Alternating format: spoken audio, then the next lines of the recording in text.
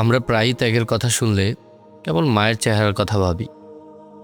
অবশ্যই মায়ের পায়ের নিচে সন্তানের জান্নাত, কিন্তু আমরা কি কখনো সেই মানুষটির কথা ভেবে দেখেছি যার ঘামে ভেজা শার্টের ওপর ভর করে একটি পরিবার দাঁড়িয়ে থাকে?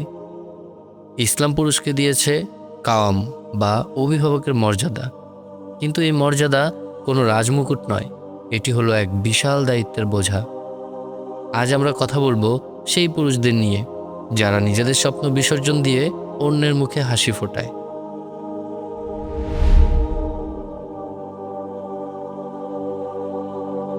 রাসূলুল্লাহ সাল্লাল্লাহু আলাইহি সাল্লাম বলেছেন, তোমাদের মধ্যে সেই ব্যক্তি সর্বোত্তম যে তার পরিবারের নিকট সর্বোত্তম।